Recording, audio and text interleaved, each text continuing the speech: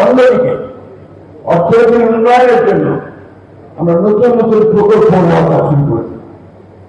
একটা হঠাৎ করে একটা দুর্ভোগ এসে গেছে, দুর্যোগ।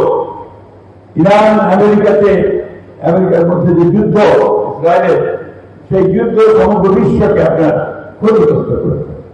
আমরা বাংলাদেশের মারাত্মকভাবে ক্ষতিগ্রস্ত হয়েছে। আমাদের এখানে তেলের দাম বেড়ে গেছে, তাই না? আমি আস্তে আস্তে দেখলাম আপনার ওই পেট্রোল পাম্পের সামনে গুলোতে মোটর সাইকেল অনেক,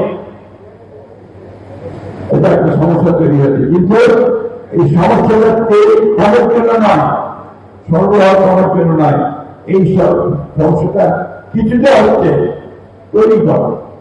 দুঃখজনক ভাবে কিছু মানুষ এখানে একটা অনৈতিক ব্যবসা শুরু করেছে, যে ব্যবসাটা আমাদের জন্য, দেশের জন্য, জাতির জন্য ক্ষতিকর হবে, ঠিক কিনা? তাই করতেছে না, তাই না?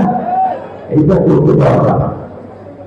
আমি ডিসি সাহেবকে বলেছি, ওনারা নিয়ম করেছেন, এটার দিকে আরো নজর দিতে হবে, এটাতে আপনি নজরদারি করতে হবে।